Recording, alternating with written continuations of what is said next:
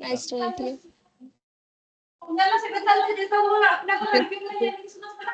Nimbai, could you please mute yourself?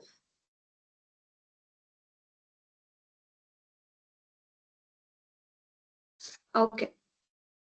So let us start the session. Meanwhile, people will join in more.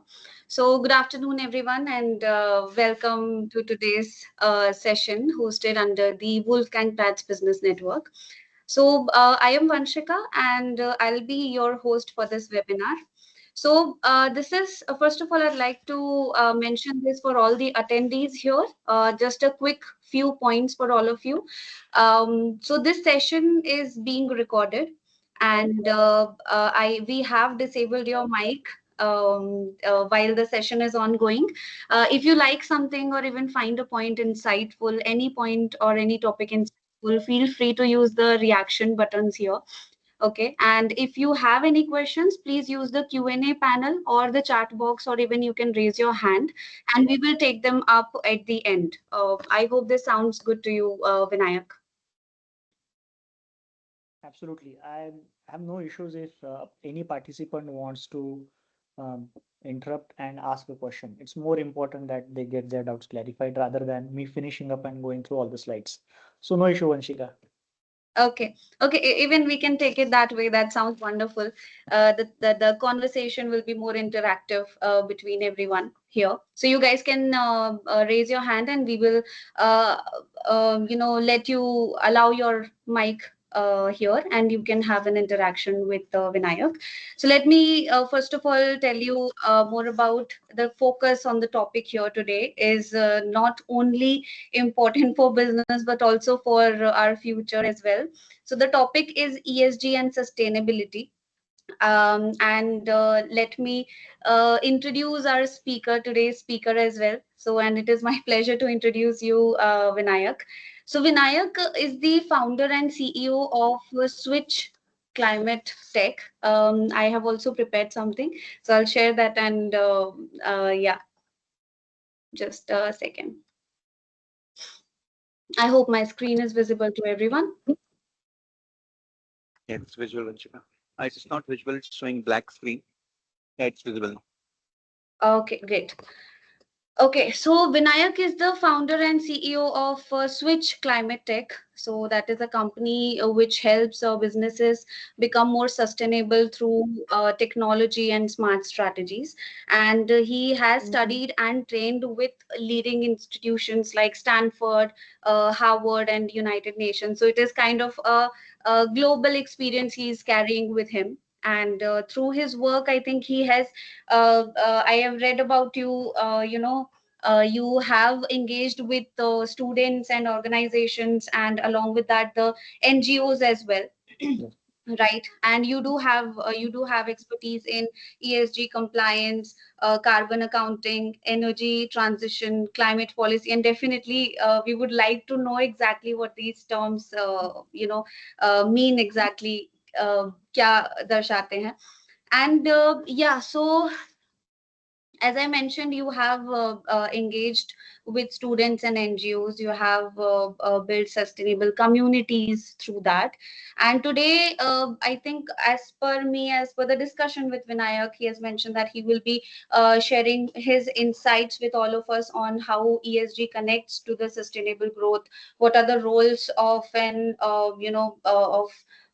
any company there in economic development and emerging opportunities, obviously in sustainability. Yes. And so, yeah, at last, I would like to share the webinar flow. So, yeah, we'll go with the speaker introduction, our guest introduction, and next you would be sharing your insights, Vinayak, on ESG and sustainability topic. And yes, as you mentioned, we have molded this webinar to be more interactive. Q&A session can go hand in hand.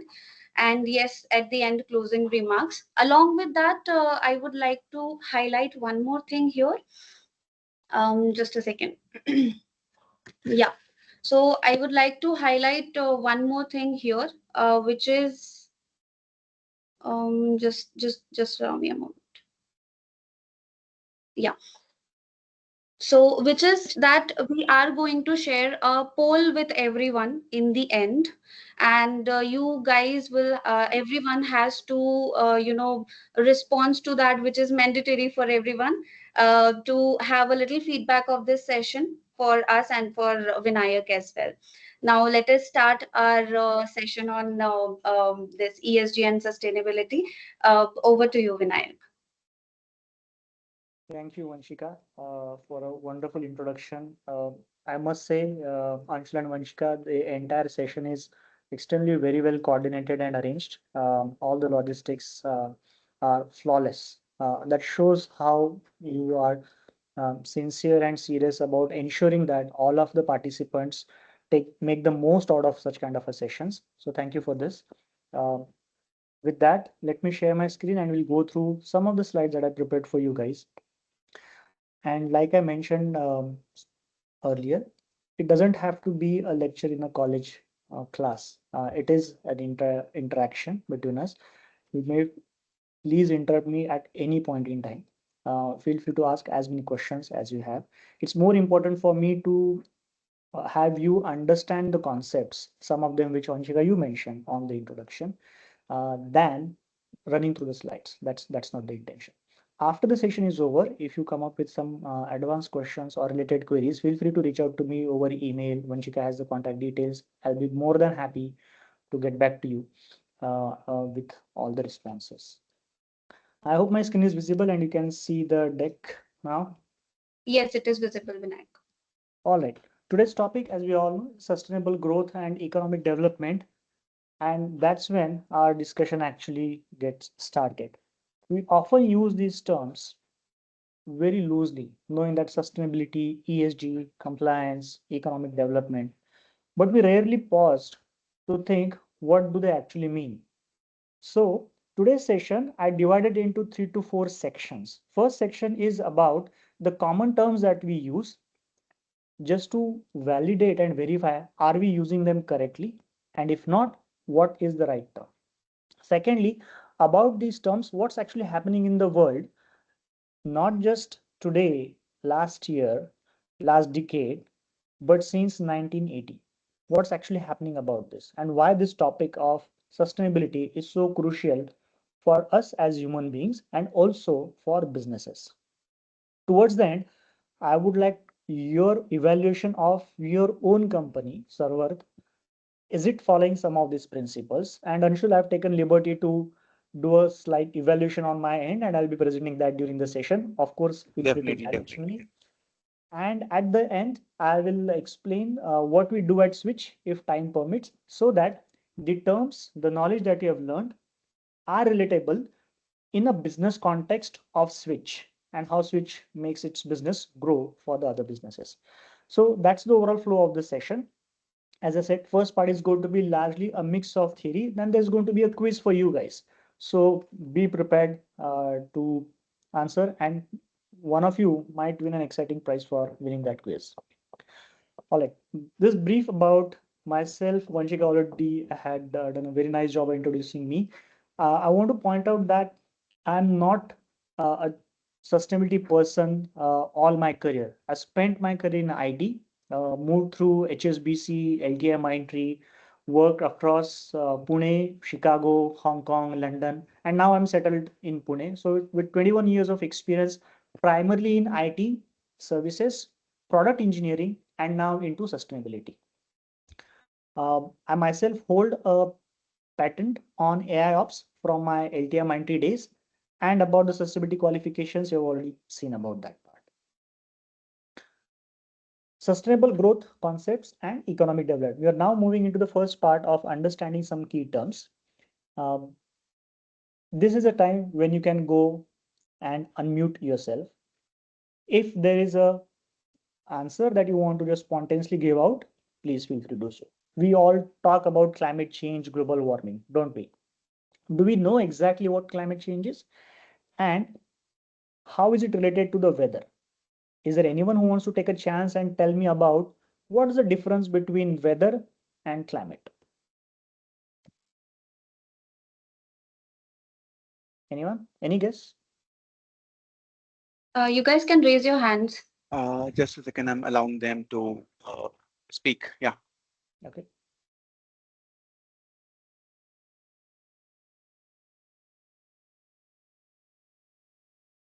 There's no negative marking for a wrong answer, by the way. You can just have a go at it. What's the difference between weather and climate?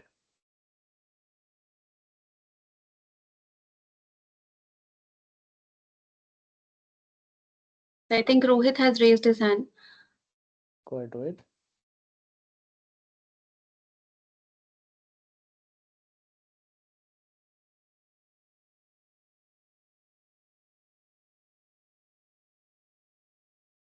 Okay. I can't see other Uh, screens, Shika. So guys, are you all able to mute yourself? Unmute yourself. आपके पास access है देखिए एक बार. अभय, Ajit, Vaishnavi, Vimbai. Right? We have the access, right? Okay. You guys can unmute yourself and you can answer. The question is, what is the difference between a weather and a climate?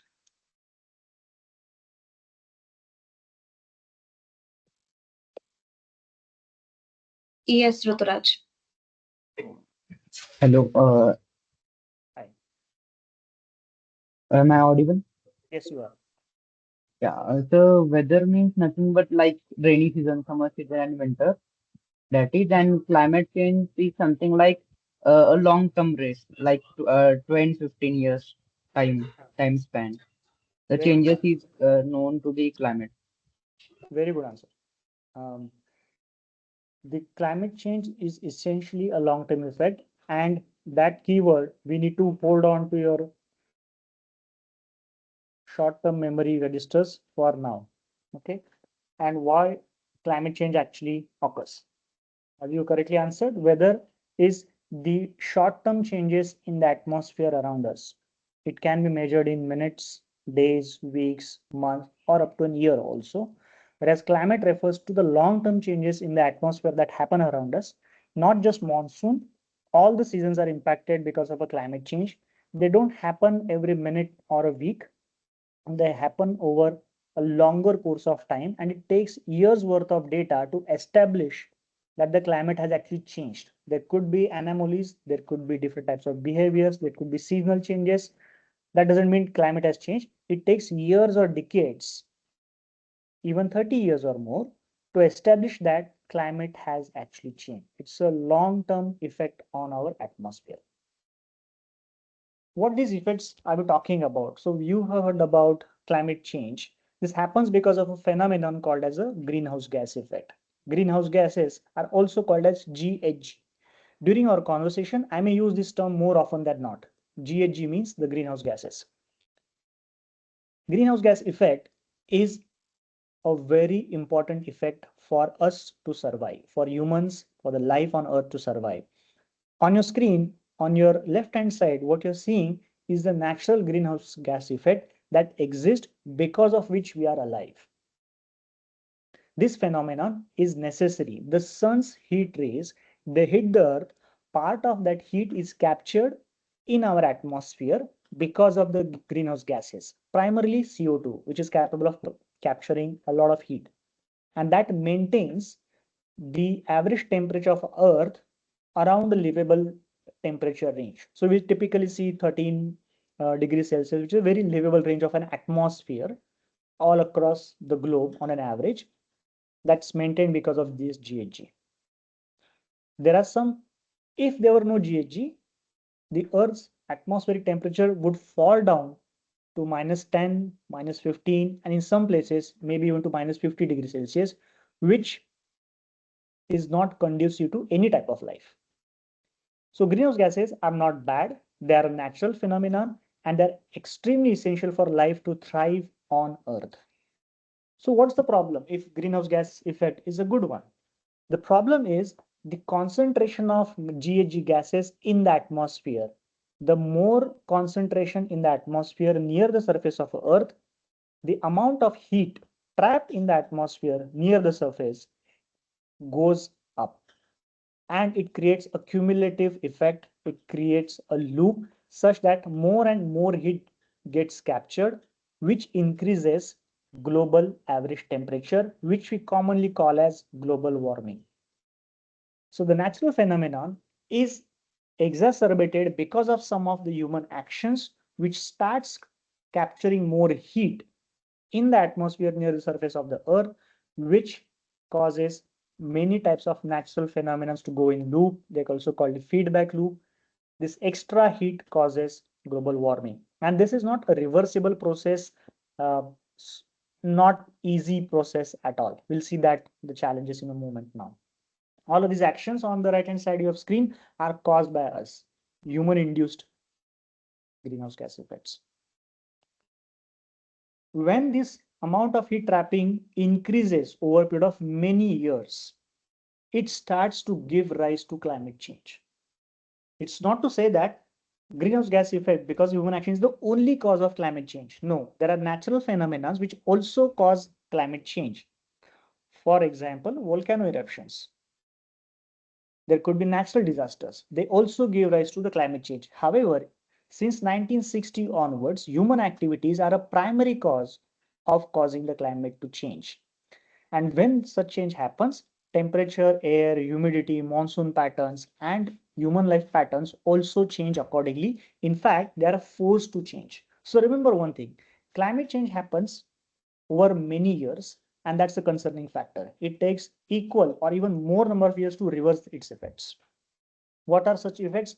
All of you have seen this kind of a climatic changes across the world, not just in India. We have seen extreme heat waves in Delhi, Rajasthan, extreme cold cases during the winter, again towards north part of India. In fact, some of the coldest nights were observed in the western part of India also. Severe drought conditions, we all know about that for many years now.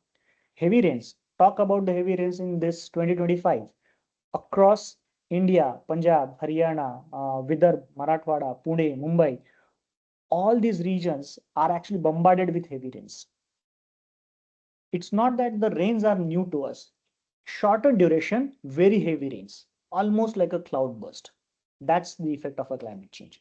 Rising sea levels, oceanic changes, the changes that happen at the oceanic levels, acidification, the death of the coral reefs, all of these are oceanic changes. Wildfires, we've seen earlier this year in California, extreme wildfires, storms I've seen. We have seen ice falling in Texas, never had happened. The city was not ready to get rid of the ice. These are the climatic stressors only because of the climate changes. Here's the quiz I talked about. You are required to arrange these activities: transportation, industry, energy supply, agriculture, and residential and commercial buildings. Based on your information so far, just rank them in the descending order, first being the highest emission causing area. No wrong answers, no negative marks for your wrong answers. Just have a go. You can note your answers yourself. On the next slide, I'll share the answer with you. Just let me know if you got point number 3 correctly or not. You guys ready? I can move on to the next one.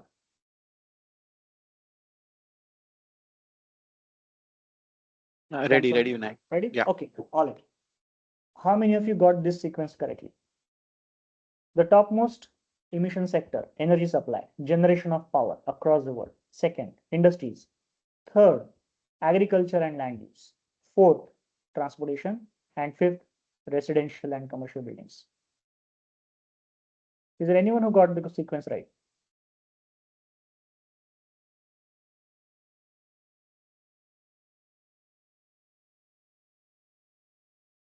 Guys, if you have got the right sequence, please raise your hands. That will be easier for us to know. Or maybe you can unmute yourself and speak that you have got it. Yeah.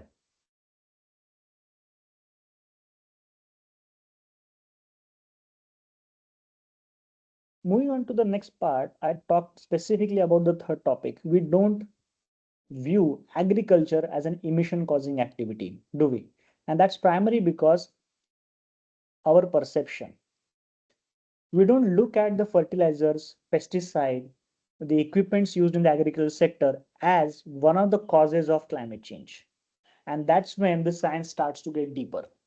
The obvious activities that we think are actually green or less harmful to our environment are not that green or safe. For example, energy supply. We always talk about transitioning to solar energy and windmills. Do you know that even the solar panel manufacturing and usage of solar panel to generate the electricity also creates emissions? The benefit here is the amount of emission created by the solar panel electricity generation is far less than burning the coal for the same amount of electricity generation. So both are causing emissions, but there is a vast difference to multiple orders when we go to the renewable energy.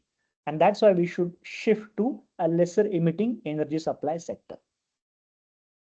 Okay, we've talked about sustainability quite a lot. What's the right definition? Where did it come from in first place? It's a classic definition that was first coined back in 1987 by Bertland report. Bertland was the director of that reporting community. It's titled as Our Common Future. But it says that sustainability is nothing but the development which meets needs of the present generation without compromising the ability of future generations to meet their own needs. And this is where it starts to make sense. Climate change that is happening because of our activities or our ancestors are not only affecting us, but also going to affect the future generations, and they will not be able to meet their own needs. The needs could be environmental or resource based. They may not have the right quality of soil, water, and air if we are not conscious about our own actions, if our businesses, our conduct is not sustainable. This is where it comes together. The climate change, once it has happened, it is intergenerational. It takes years to manifest, change, and again, multiple decades to be reversed if it's a bad effect.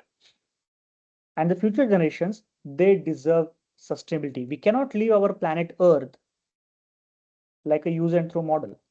The resources are limited on this earth. The quality of soil is limited. The amount of clean air is limited. We've seen the amount of heat getting trapped. It increases exponentially every year, which means the amount of clean air available for ourselves and the future generation is going to be less. Same thing applies for all natural resources, biodiversity, fresh water, good oceans, green environment. All of this will get depleted. And that's why it is our responsibility to understand what sustainability truly means and how our actions impact the climate change. We're moving into the second section where what the world is doing about it. When did it all start? It actually started way back after scientists have realized around 1970 that the industrialization that started in 1960 is causing a huge amount of gases getting released into the atmosphere.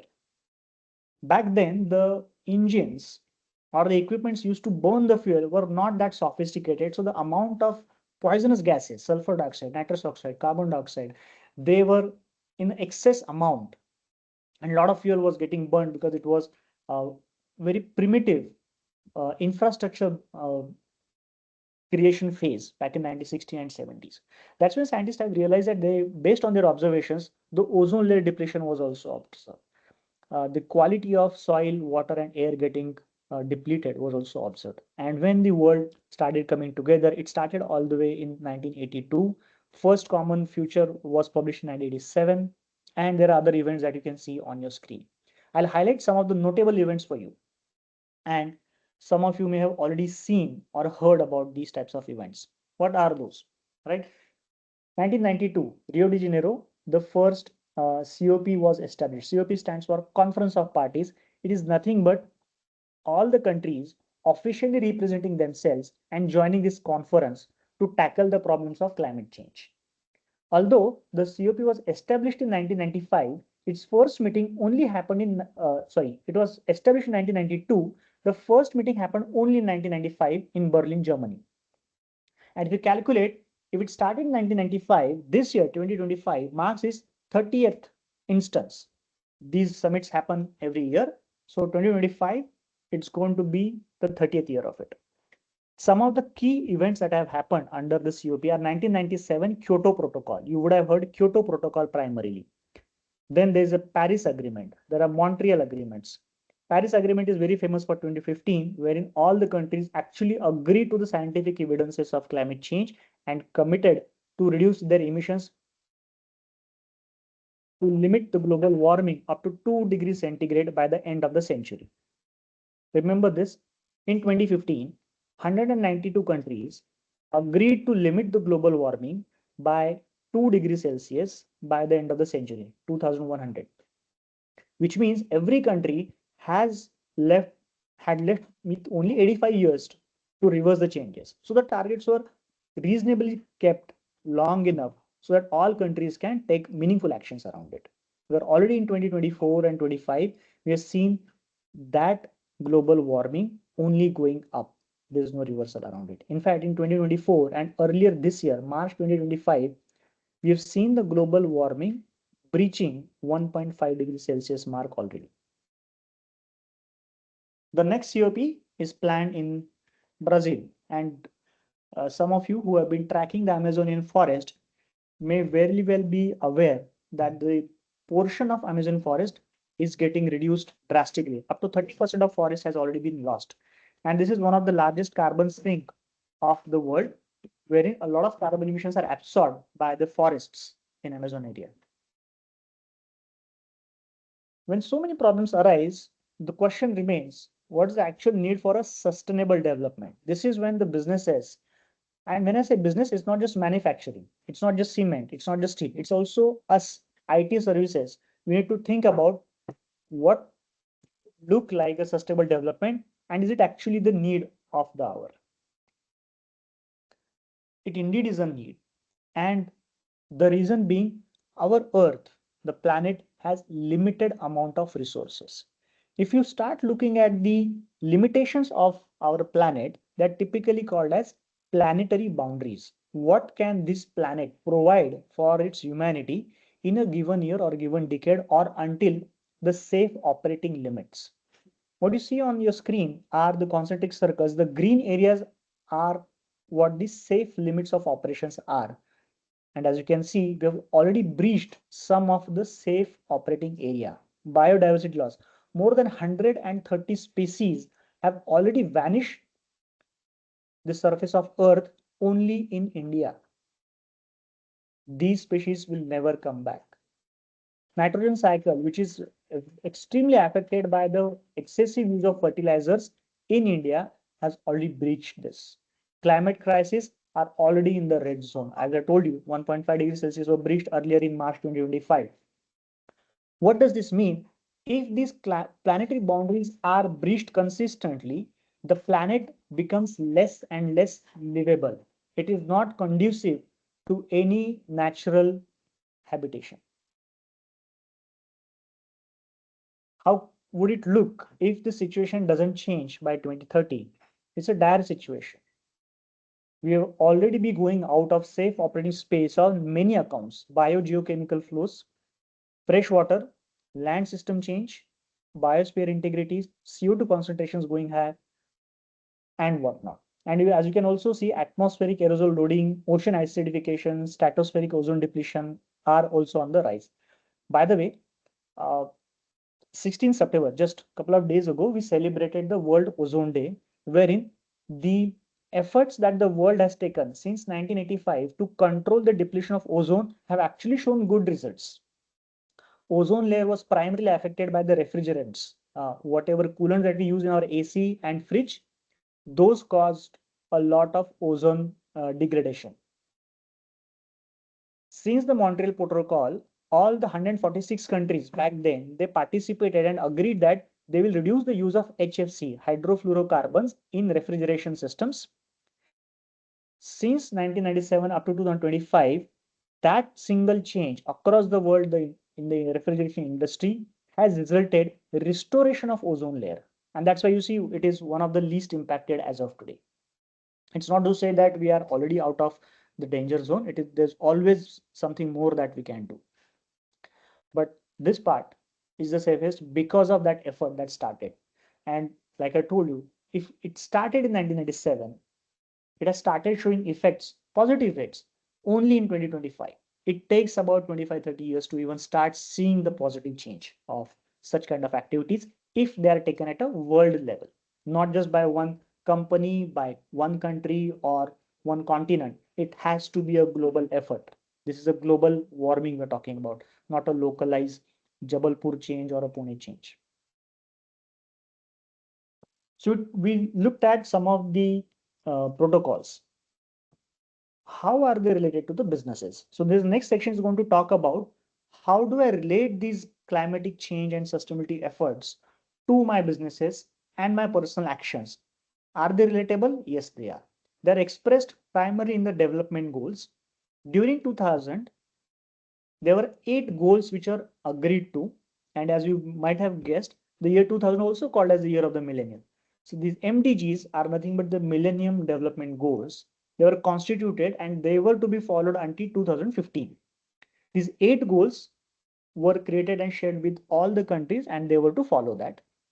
These are those 8 Millennium Development Goals. There's, I'm not saying they're expired, but they're not contextual anymore. I'm going to see what's contextual right now. But before we move on to the Sustainable Development Goals, which started coming in effect in 2015, right after the Paris Act.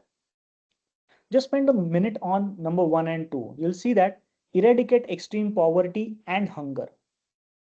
Back in 2002, this may have looked at as a very good goal, but in 2015, there was already problem with this type of a goal that is too vague, too generic, too broad. It couldn't be acted upon or measured. Similarly, all the other 7 MDGs follow the same nature. They were not very objective, they were not global, they were not universal. It was very hard for countries to actually measure them and report them for comparability and show the progress. That's why Sustainability Development Goals were constituted in 2015, wherein these 17 goals were accepted by 192 countries as a part of Paris Agreement, including USA. George W. Bush and later Trump have opted out of the Paris Act. Also, they're not following the Sustainable Development Goals, but it is a need of the world that every country follows SDGs. And if you look at these goals now, and we're going to spend a couple of minutes on these goals to understand why these goals are important for businesses and why they are critical for personal lives also.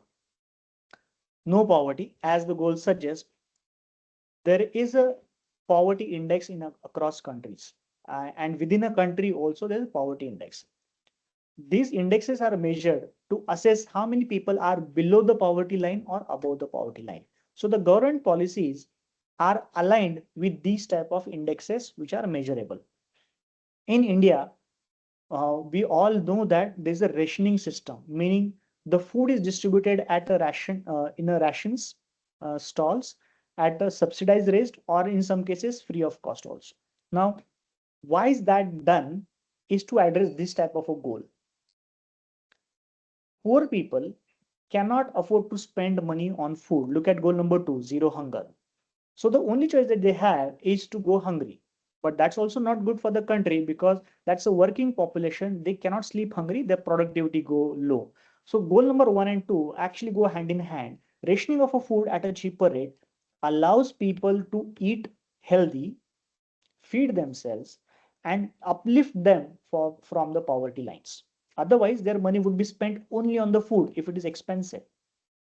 These goals go hand in hand. And that's an example of one of the first MDG being broken into 2 such goals, which are now more targeted, actionable, measurable, and directly ties with the government policies.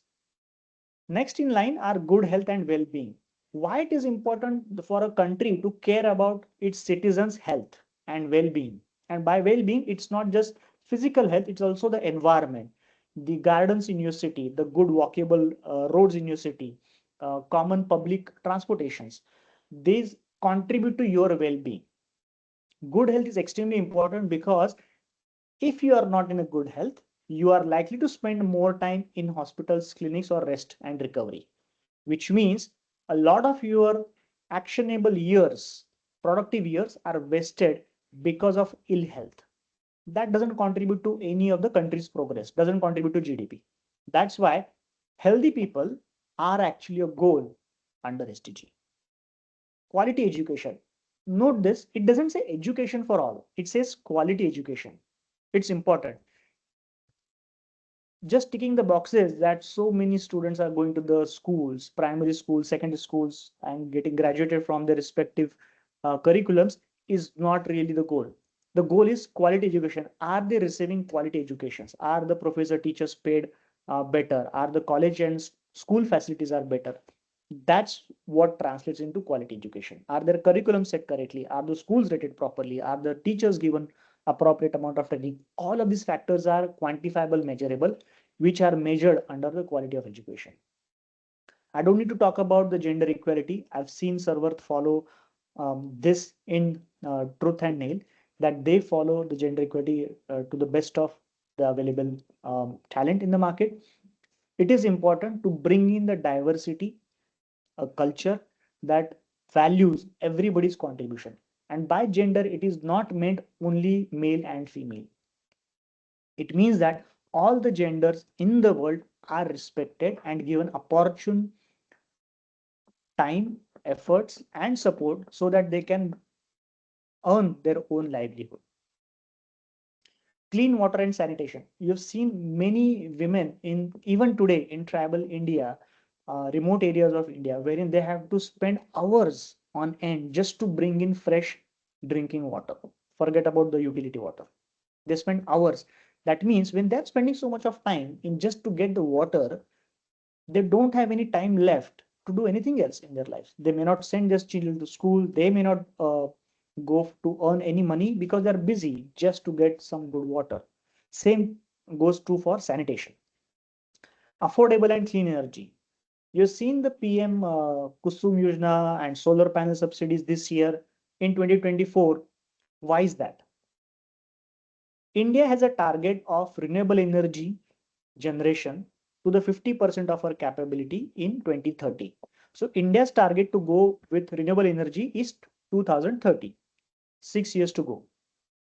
But the government already started giving subsidies in 2024, last year, because such type of events and policies take years to get implemented. It's not that the government has given a subsidy, you will go over the counter and buy a solar panel, put it onto your solar rooftop and done. No, it takes months and years to get these types of panels installed across India through the subsidized market so that India can meet its energy targets. Luckily for India, we already met the 2030 target in 2025 itself, up to 45%. Only 5% are left. But we'll get there sooner, ahead of time. Now the government also understands following the SDG is good for the country, not just for people. It reduces emissions, it gives jobs to the people, it gives cleaner energy.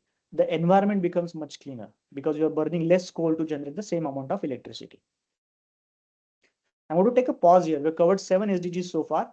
Any questions on any of these SDGs?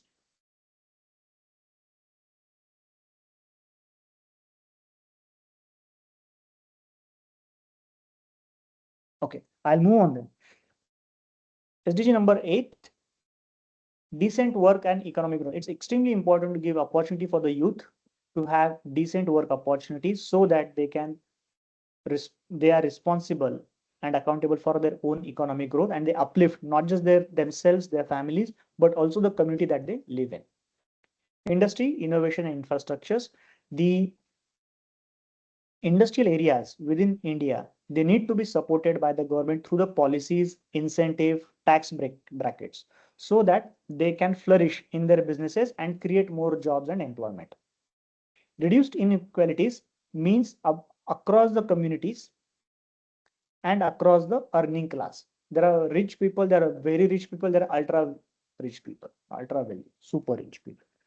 And there are poor people, poorer people, and the poorest people. There are various stratas. These inequalities also create social unrest. And that is something a country cannot afford.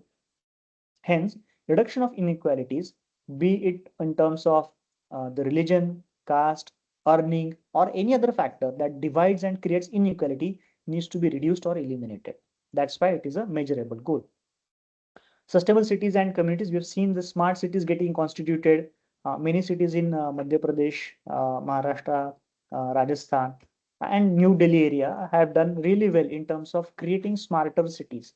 they have better transport mechanisms, better connectivity, so that the communities at large, the citizens enjoy these type of facilities without spending any additional efforts, time, or money to create these facilities on themselves. Responsible consumption and production, the way we consume the resources, food wastage, for example, it's not good on our part, not just because our culture says so, but the food production has already caused so much emission. If you don't eat the food on our plate, it's going to go waste completely. Even the emissions are now wasted. And the wasted food also causes emissions. They're called as landfill emissions. So these are some of the direct effects why responsible consumption has to be made. Single-use plastics should be completely banned. It's not responsible consumption. It may be convenient, but it's not responsible. We've been talking about climate action all this session. Climate action essentially means taking concrete steps to reduce or avoid emission causing activities. Could be your personal life, could be a business. Let's take an example of a personal life.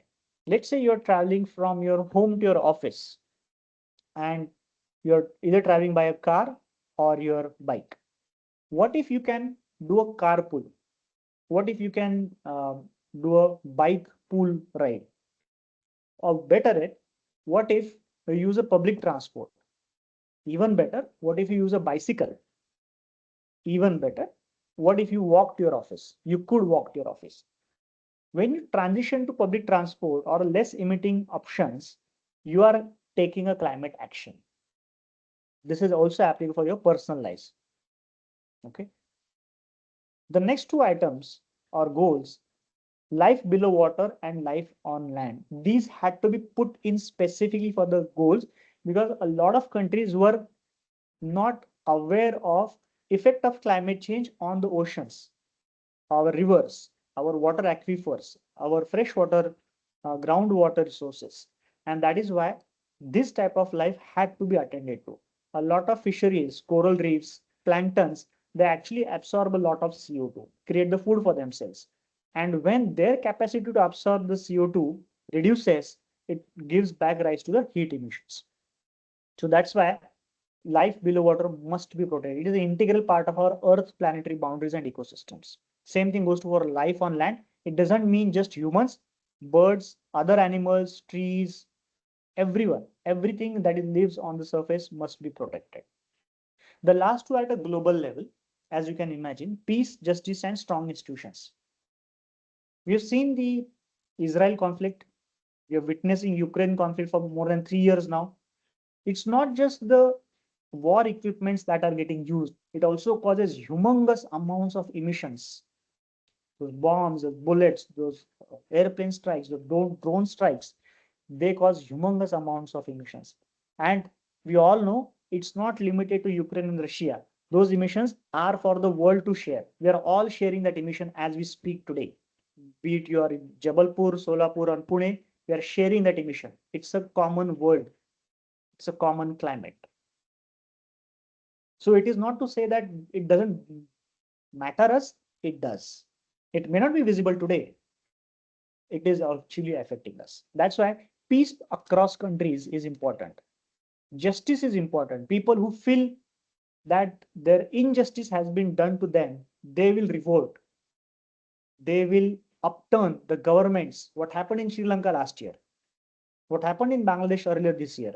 And what happened in Nepal last week are all examples of peace, justice, strong institutions not being maintained in a country. Right. So this gives us the rise to understand these SDGs are not something to be done on paper.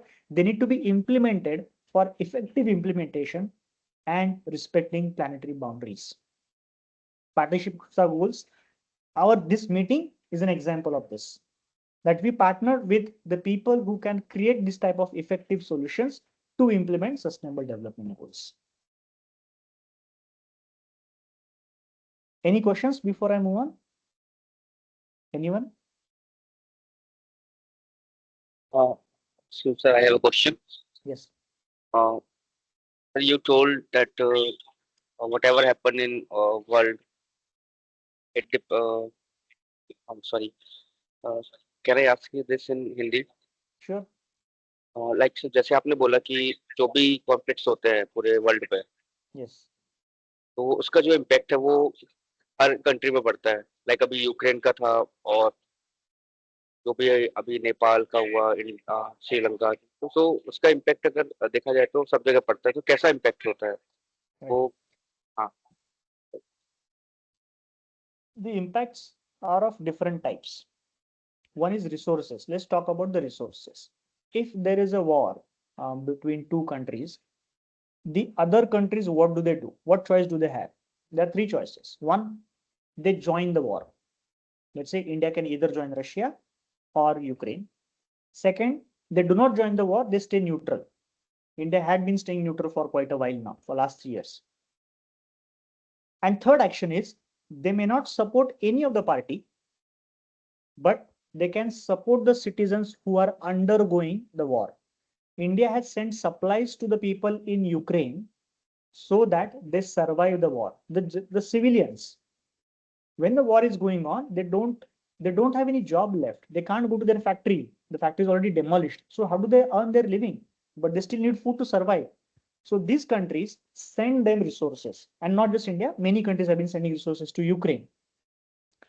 Now, when resource from India is sent to another country, that means that resource is not available for India's citizens anymore. If we keep sending these supplies, the amount of resources that we have left in our country is also getting reduced. That's one. Secondly, how did the resource in India was created in first place? We used our land, our water, our farmers grew that food, and now we're sending it. So all the processes happened in India.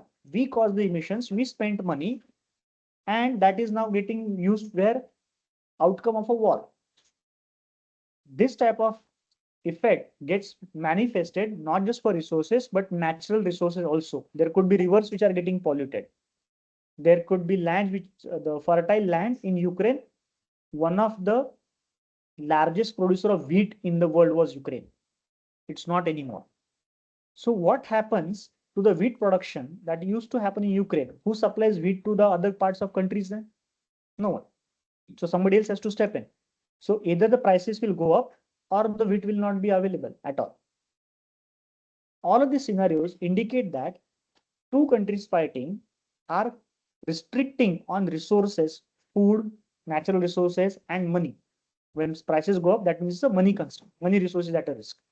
All of these things happen along with the climatic changes because of the war activities. Does that help to answer your question? Yes, sir. Sure. Okay. All right.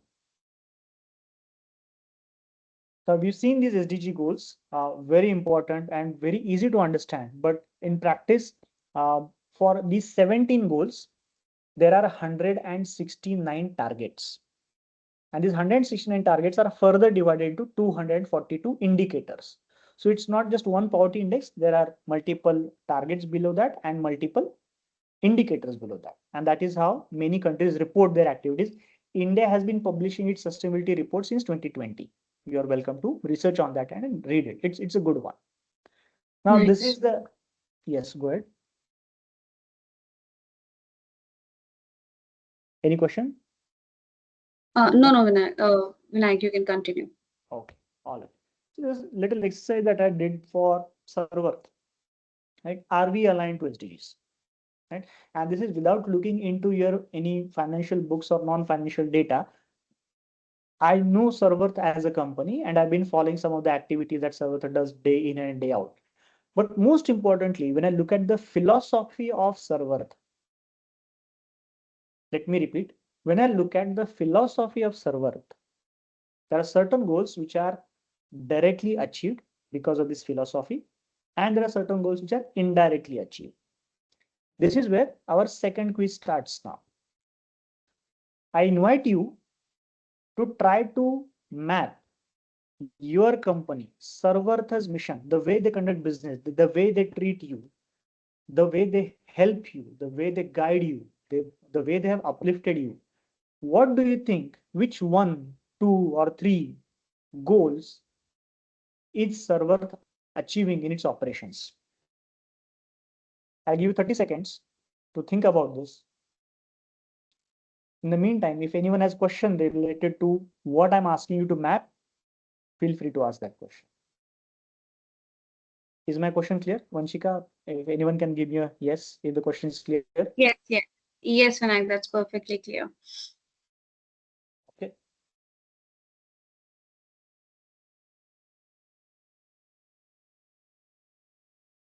By the way, that's a great activity that you have come up with. I also personally really liked it.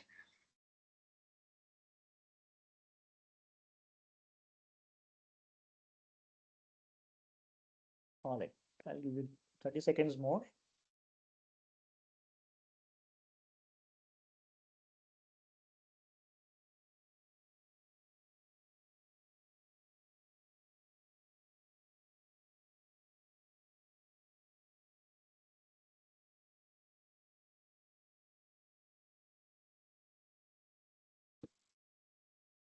All right.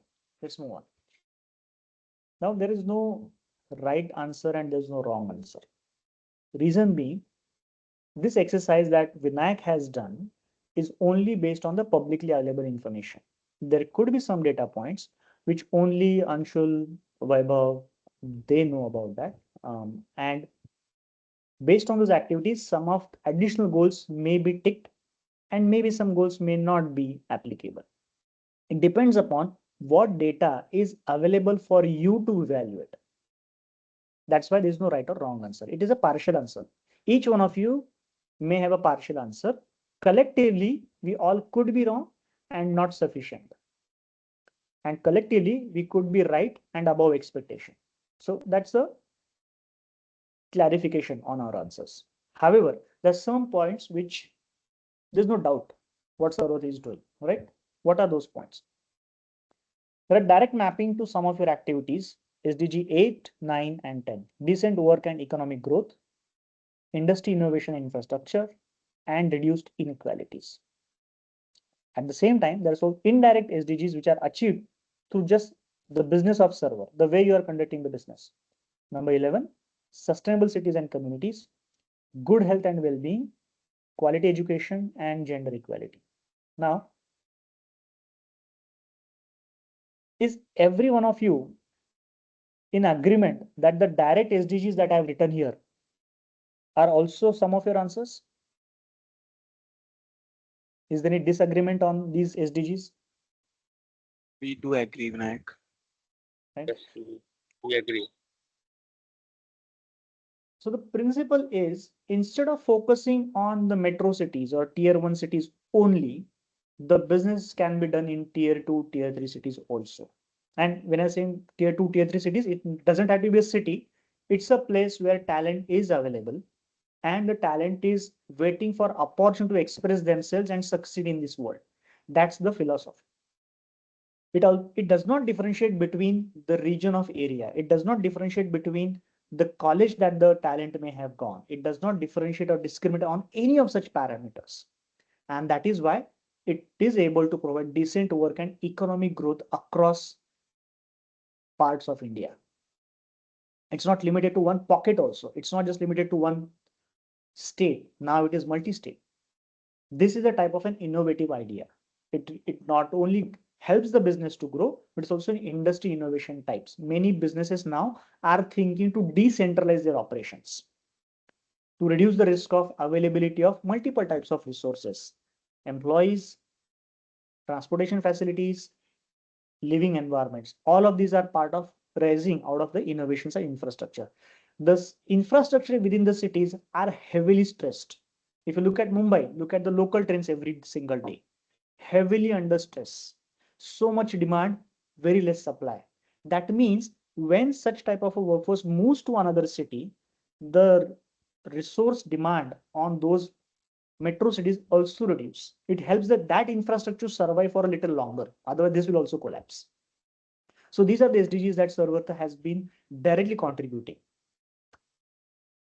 And this is based on my observation. If there's anything less that I have listed, it's partly because of I don't have that visibility into that type of information. But I'm sure Sarvartha is doing a lot more in this area. So before we go to the next part, congratulations to entire team, Sarvat, Vaibhav, Anshul, Sumit, Please accept my congratulations. You're doing wonderful on SDGs. Even you may not be measuring yourself against any of the SDGs, but you're doing fantastic. Congratulations. Thank you so much, Vinayak. Thank you. Even we were not aware about this. We just get aware that we are doing something great in SDGs. Yes, Thank you you for are. this. Yes, you are. Now we started off with technical terms, theory knowledge. We looked at what the world is doing. We looked at the effects of climate change. We looked at the SDGs in depth. Now switching language to Hindi, वो सब तो ठीक है. इसका मेरे से क्या लेना देना? What's in ESG for me? How do I benefit from this space in general? Right? That must be a daunting question in your mind. I'm not saying this, LinkedIn says it. If you just look at some of these roles and titles across multiple geographies, you'll see thousands of job openings in the ESG space. You're going to go deeper into this roles. What does these terms actually mean? There are thousands to lakhs of opportunity across the world in this space and across industries, academia, oil and gas, manufacturing sector. In fact, Switch has worked with multiple players from manufacturing and retail, food, uh, IT services, logistics, fast moving consumer goods, FMCG. All the material that you see in your stores like Star Bazaar, DMart, what they sell is basically the FMCG, fast moving consumable goods. Banking sectors. When I say banking, it's banking and banking related financial institutions, also micro lending, nano lending spaces, IT services that help banking, all of it. Insurance sector, all of this is part of industries. There are hundreds and lakhs of career opportunities in ESG. What are those typical career call and their numbers? So I've worked with a couple of professors from Symbiosis Institute of Management, SIMS, Pune, earlier this year, and also shared this research paper with Mr. Prakash Zavadekar. Mr. Zavadekar was the former Ministry of Environment, Forest and Climate Change. There's a ministry in Government of India. He was a former minister. I met him and then shared this research paper with him. He also concurred with the findings that I had shared with him. Okay. If you look at some of these roles, GHG inventory specialist, we all of you already know what GHG means, greenhouse gases. Inventory is calculating the greenhouse gas emissions for your businesses and creating an inventory out of it. I think 2 days ago, all of you must have finished or completed your tax filing. 15 September was the last date. What is tax filing? Essentially, you take a stock of all of your earnings, your monthly salary, your dividends, your investments, your expenses, and at the end of the year, you file that with the government. The collection of that information is nothing but inventorization of your income and expenses and investments. Same principle applies to GHG. You create an inventory of your greenhouse gases and then create a report out of it. The people who do it are the specialist, GHG specialist. And by the way, this is not just some Excel based calculation. There are ISO standards, there are GHG protocol standards, which you have to learn, practice, give exams for to become a specialist in GHG inventorization. There are about 2 lakh jobs projected just on this area by the year 2030. Lead auditors, just like CA, they review your income and they give us time that this is the right disclosure of income. Similarly, there are lead auditors and verifiers for your GHG disclosures. GHG reports are also called GHG disclosures. There are auditors and verifiers who do this, specialized, very niche jobs, and the lacks of opportunities around that. Technical experts. There are technical experts for particular sector. Cement, steel, fertilizer, nitrogen, hydrogen, energy production, paper industry are heavily guarded sectors. They emit a lot of emissions. Government is very keen for these 6 to 7 sectors. There are hundreds of processes which cause emission in these sectors. So you require a specialist to understand the emission levels. Very niche jobs, extremely niche jobs. I've worked with a cement company 2 years ago. That cement company is now already acquired by Ultratech Cement.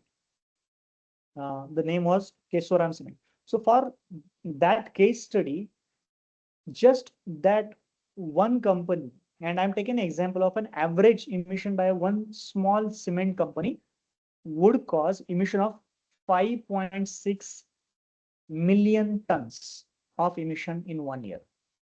Now, if you put that into perspective, 56 lakh ton का emission एक साल में हुआ है छोटी सी cement company से. 1 ton is 1000 kg of CO2. So you multiply 56 lakh by 1000 kilo.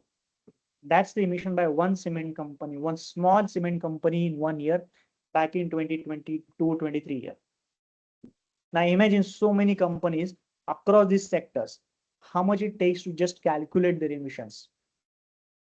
Then there are carbon credit markets. These are advanced concepts. Maybe in some other sessions, I can cover that for you.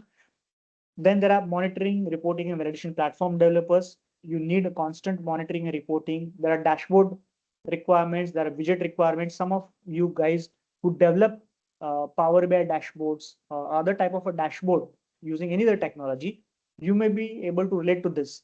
There's a constant monitoring required for your plants, constant reporting and validation required. These are MRV platforms required for your carbon emission assessments, measurement, and monitoring. Then there are advanced topics like carbon registry. You need documentation experts, subject matter expertise. There are advisory and consultations, and QA, quality assurance for these types of activities. And overall, all of these jobs also have their counterparts in the IT sector. So about 1 million jobs is the job creation opportunity in India only in the ESG space. Will they happen right now? No, but they have already started to happen, and you've seen the job openings on LinkedIn already. They can substantiate the need of such ESG experts in various roles. Any questions on this before I move on? Vinayak, we have two questions in the chat box. I'll read it out for you. Please. So one question is, this question is by Anshika Garg. She has asked that what are the most common misconception about ESG that business still have? Good question. Okay. The businesses typically look at ESG that it is a cost. That is one of the biggest misconception that they have. When I talk to the businesses, CFOs and COs, chief operating officers, the first question that I get asked by them is what you also asked, Anshika. Is this going to cost me? If I have to create an ESG report, is this going to cost me? Answer is yes. Report creation costs you money, but what happens after the report creation saves you the money. What happens when you create an ESG report? You uncover all of your emission causing activity for your processes, materials, and business operations. When you do that, when you have measured something, that is the first step. You can take concrete actions to reduce your emissions. When emissions are reduced, your materials which are used get reduced. The resources that you use get reduced. That means the money that you spend on those additional materials and resources gets reduced, which reduces your cost. So when you have clarity about your business operations, materials, and resources through ESG activities, you have an opportunity to reduce your consumption, thereby reducing your emissions, and then take the cost saving to the next level. Second part, businesses which reduce their emissions claim to be better. If you go to shop, let's say clothing, you'll have a couple of brands. Given that the material is same, it's the same denim material. What differentiates product A from product B is which brand is more environmentally sensible. There are some of you who may value brand A because they have labeled their product and they're disclosing that this is a environmental conscious product versus brand B, which may be at the same price, but does not say anything about their environmental activity or responsibility. Customers today are typically Gen Z, the ones that I'm talking to you right now, have a very added attention to the brands which are environmentally sensible, and they show that through their actions. So first, it is not a cost. It is an opportunity to reduce your operational cost. Second, your customers, typically Gen Z customers, are very aware of environmental sustainability and they're very sensitive to this type of products and brands. Third, investors. PRI is a principal responsible for investors It's a global consortium. They currently manage more than $3 trillion. $3 trillion in investment. They understand ESG disclosure by a company before they invest the money into that company. So if a company is not disclosing their ESG reports, PRI will never invest in them. What does it mean? As a company, when I'm going to raise my funds from my investors, I better be disclosing my ESG activities. So these three are main economic drivers. Your compliance to reduce the cost and emissions, your customers and your investors, they are the primary three drivers which companies look forward to perform their ESG activities. I hope I answered your question, Anjali. Yes, sir. What is the second question? So another question is, okay, we have two more questions, one more added on. So this question is by Atharva. He has asked that what skills should young professionals focus on if they want to suppose to build their career in ESG and sustainability? Exactly the slides we are talking about, Atharva. So these are typical roles and titles. If you look at and do a little bit of more research about what are the skills necessary under each of those roles, they have a common overlap. First and foremost, you need to understand what climate change sustainability is. And today is a starter pack for you. You can take this and then start exploring this world of ESG. Second, based on the area of interest that you have, you can explore the second level of skills are actually required. I'll give an answer for the first part, GAG inventory. To create a GAG inventory, if you are interested, what you need to learn is ISO 14064 standard. That's a standard. And again, as the name suggests, it is the common standard that all the world entities follow, whichever are agreement for ISO, to scientifically establish your emission levels. Once you understand and master that skill, you can become a GHG inventory specialist. There's a series of ISO certifications, ISO 14040, 44, 67, 68. All is related to your GHG inventarization, product lifecycle assessment, LCA, PCF, product carbon footprinting. These are all various standards and skills which you can acquire to go into these types of roles. But that's a technical side. Then you also need some domain expertise. So I would encourage you to take some courses, ESG courses that help you to understand the overall picture of that domain. I know, in fact, we have a partner called as My Diksha, Switch and My Diksha. We have launched ESG courses with two universities in India, IMI Kolkata and Jadavpur University. What we do through these universities that we launch these ESG courses wherein people can take that course, do a practice on the Switch platform for those for the training aspects of it, and then become ESG professionals. You see these ESG professionals, we aim to make them ESG professionals. So there are various courses like this available in the market, and these courses are available from IIMs, your IITs, your Mumbai University, Pune University. The courses that I mentioned, we also have those courses.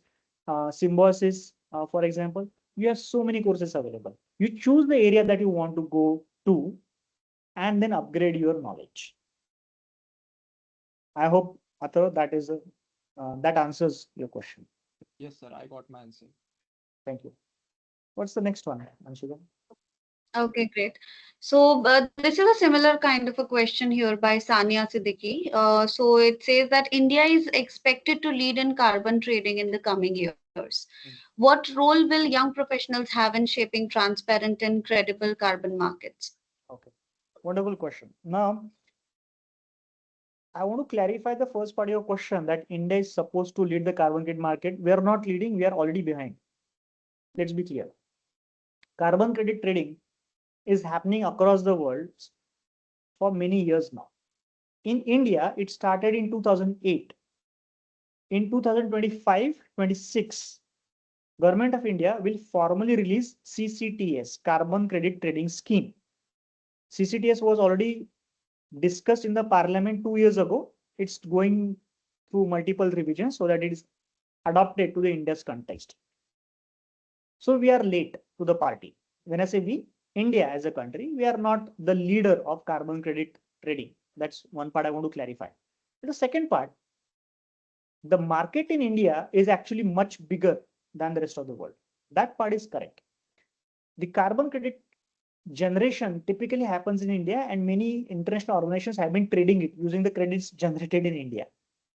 At Switch, we have built a blockchain platform which helps to trade the carbon credits. And this is the patent that I showed you. At Switch, we have filed for a patent for this particular aspect. This is one of my most favorite and pet topic, carbon credit trading. I've been studying this for more than 3 years now. I've also given my suggestions to the Government of India for the CCTS. What can be done while you are adopting Article 6 of Paris Agreement, how it can be customized for the Indian context. But before I go into those details,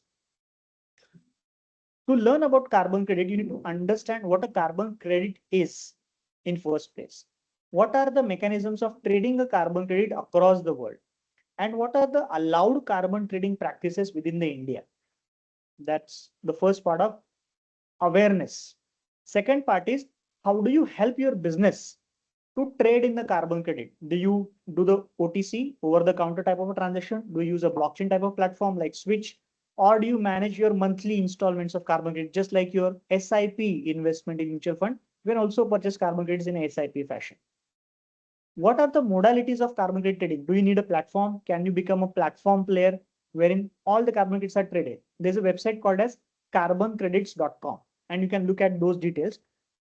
What you will notice fundamentally similar between carbon credit trading and your equity trading or stock market trading are essentially the same. Carbon credit is a unit that gets traded just like the stocks of a company.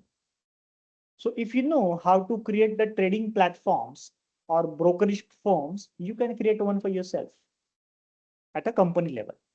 As a specialist, you can start to create derivative products out of carbon trading.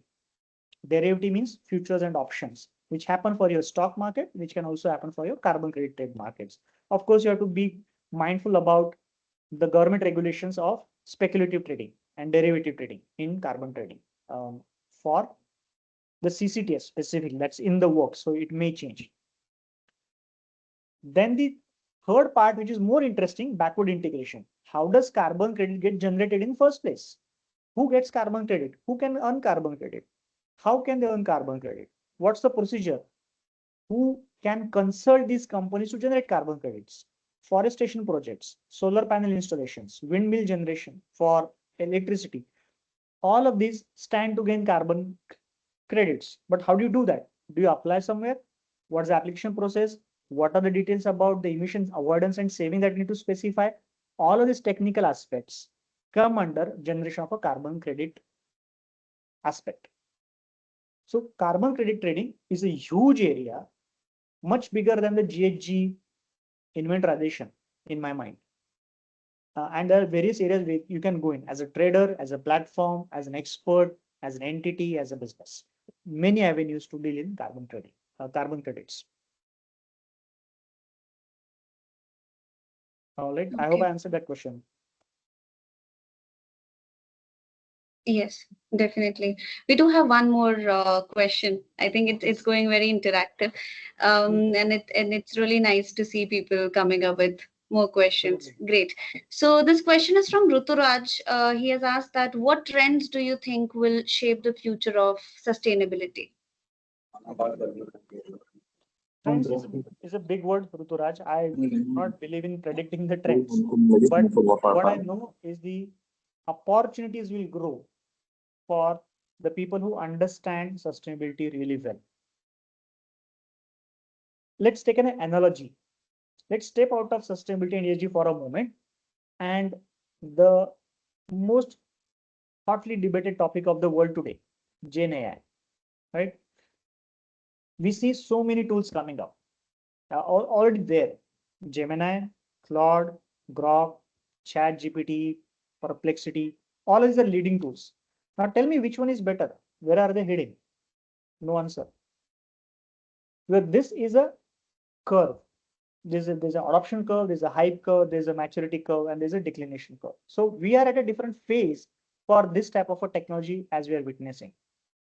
When people were getting introduced to Chat GPT, an interface The other companies were building research based, like Perplexity.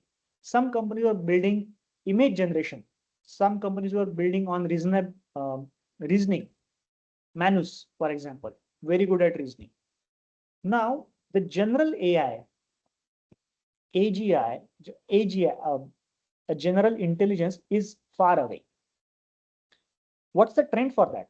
I don't know. Looking at the tools of today, I cannot predict the trend. And maybe I don't consider myself expert enough to predict trend of Gen AI tools right now. And where this will be heading? Will agentic AI take the center stage? Will the NCP will take the center stage? Or will be some other AR, VR, or human to robot type of interactions will take a center stage? I don't know. It's very hard to predict the trend. Similarly, now jumping back into ESG, what's really important for the world today? Is it the reporting or is it the action to reduce the carbon emissions? Personally, I feel it has to be the right thing to do, reduce the emission first. World should ideally adopt a trend that I'm going to reduce my emissions by measuring them, mitigation of those emissions using carbon credits or carbon reduction projects, and then reporting transparently so that the others can take a reference from it, inspiration from it, and do the right thing. So the ideal trend that Vinayak wants to see is reduction of emission in the ESG space. Will that trend be manifested? Time will tell.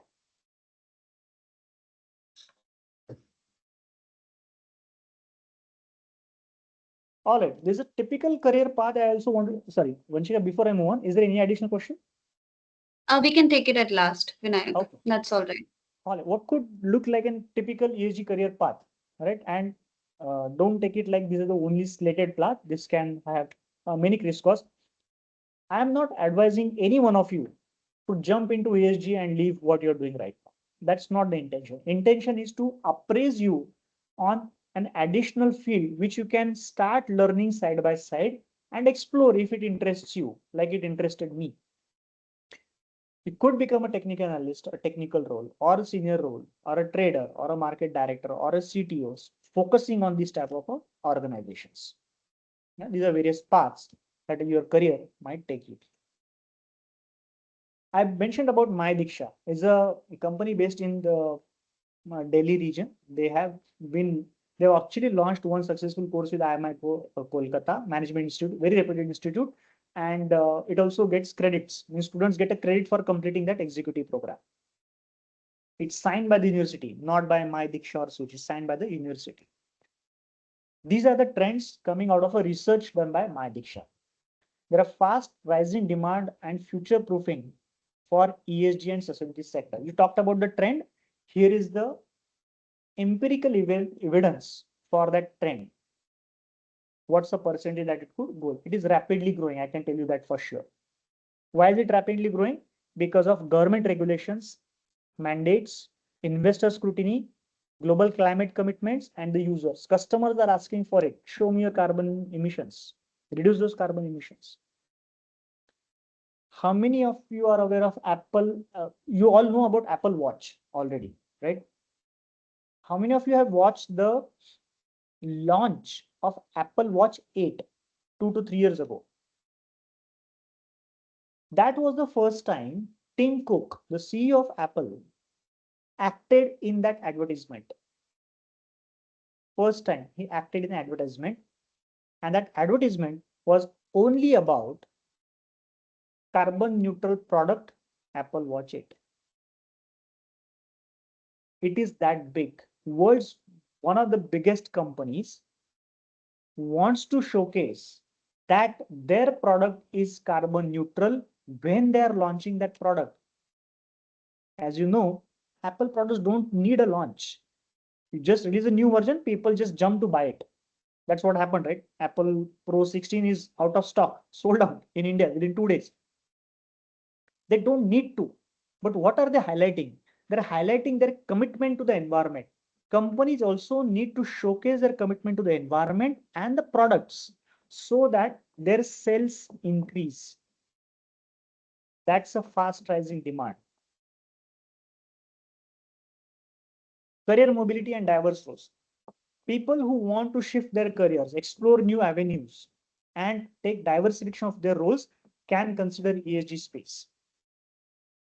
There is actually a scarcity of skills in this space. You see a lot of people completing, let's say, Gen AI courses. Are they all data scientists just by completing a course? Answer is no. It takes practice. It takes projects to practice the skills that you have learned in those courses so that you become an expert and go to the next level. And people who are very good at this, they get a competitive edge in the job market. For a comparison, they have selected these 4 areas: ESG and sustainability, IT, general development and support activities, sales and marketing, and manufacturing for both tech and the engineering fields. And these are some of the salary ranges that we have seen for ESG and sustainability. You will notice that they're slightly higher because of scarcity of skills. When the supply of skills is more, obviously the salary may be optimized or generalized. But as of now, for the foreseeable future, they are in scarce. Okay, moving on. We talked about a lot of things today. What does it mean for us as human species? What are we looking at, right? If globally, countries and corporations and businesses and us as humans, if we do not cooperate and collaborate to actively reduce the emissions, we are looking at a certain future like this. It could be different if we reduce our emissions to 1.5 degrees Celsius, a much better Earth to live in. It could be slightly hotter, hard to manage if the temperature is around 2 degrees Celsius higher than what we have now, or it could be unlivable planet if it breaches that mark. Whether we like it or not, scientifically, this is the fact. It's important that we learn the gravity of the problem, act on it in our personal capacity, as well as in our businesses, in our jobs, in our career, so that the emissions are reduced. Okay. The following section is about Switch. I'm going to try to explain to you what do we do at Switch and how does it relate to ESG and sustainability concepts that we have seen just now. Before I go into that section, do we have any question from earlier parts?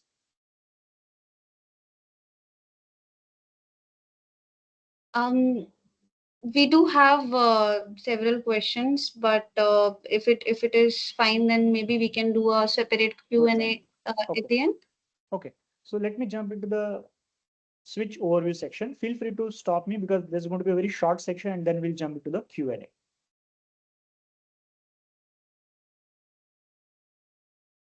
I started Switch with a single aim to help the businesses to achieve their sustainability goals. The goals vary. Different companies at different stage of their progression have different type of sustainability goals, and we help them to earn long-term business success. What we believe truly is that we can create a positive impact through the technology. Like I told you, I'm a technology IT person. I help the companies through the technology that I know of. That's my skill. I can apply into the sustainability area. That's what we do at Switch. Our mission is to help the businesses to achieve their own goals, whichever sector they are operating in. So the climate expertise that we have at our end, the innovative solutions and products that we have, so that together we can create a sustainable future. For whom? For the generations to come. Our vision at Switch is long term. Nothing happens in the short term. You guys already know that. Nothing happens in the short term. It's a weather change. We are tackling climate change. That's why it has to be long term. It's a long term business. We want to attack your problems tactically and strategically. It has to be a tech-driven solution because that's our expertise. We apply technology solutions to fight the climate change. And we also acknowledge that companies cannot just take sustainability initiative with an additional cost. Like one of the questions that was asked, I think Anshika asked that question. We have to balance the business with the growth and sustainability. Both have to be balanced. Only then the business is sustainable. What good is a business if sustainability kills its balance sheet? No, cannot happen. It has to be a sustainable, balanced growth. That's what we help the companies. How do we help that? We have created the products Our first product is the carbon accounting platform. It is one of the most comprehensive platform wherein you can calculate your scope 1, scope 2, and scope 3 emissions, carbon dioxide emissions across your operations, processes, and then compliances. We also help the companies to create their reports. Compliance reports are of various nature. In India, SEBI has mandated a report called as BRSR, Business Responsibility and Sustainability Reporting. We help businesses which are listed on stock exchanges with their BRSR reporting. You can also create your own business BRSR report, not an issue. It's just that you're not mandated by SEBI. There are other types of ESG reports, CBAM reports for the companies which export their material to European Union. Second part, we have a carbon credit marketplace. We already talked about it. It's a blockchain-based platform which helps the companies to trade the carbon credits with complete transparency. There is no opacity in this. 100% transparent transactions. This helps to increase the trust and your claims of carbon neutrality can be proven using the Switch platform. Additionally, based on our qualification, certification, and experience, we help companies to become more sustainable through our consultation approaches. We work hand in hand with the companies so that they can become more sustainable year on year. So that's short about Switch. But you as a person listening to me on this call, what can you do in your personal capacity? We cannot walk away because the problem is too big. We can still do our own part and then try to reduce the emissions. What can we actually do? In personal capacity, we can segregate our waste, dry and wet, so that the municipal corporations can take care of it. We can start transitioning to renewable energy sources, solar panels on our rooftop. We can plant more trees which are local in nature. Just don't start planting trees. We need to plant the Indian species of trees so that they're actually effective. We can use less number of gadgets for less number of hours so that electricity demand is less. We can start going to our offices through bicycle if possible. At Switch, employees in Pune, they received their bicycle on their first day of joining. Whenever possible, they come to office on their bicycle. That gives us satisfaction that we practice what we preach. And also we calculate our emissions for a company level. Switch Climate Tech is already a carbon neutral for the previous financial year. This year also will continue to be carbon neutral. We reduce our emissions consciously, and whatever is residual emission, we use carbon credit to offset those emissions. So this is what we do. I urge you, request you to follow sustainable life practices in your own personal lives also. Even if it doesn't get reported, trust me, I will appreciate that. This is extremely important that we reduce our own carbon footprint. We can join hands and partner to create a more thriving planet because it is our common future. It's not your future, it's not my future. It is a common future that we all share. We share our earth. It's going to impact all of us. So with Switch, you can measure your emissions, you can mitigate your impacts, transform your business, and finally, we switch to sustainability. Thanks for your time.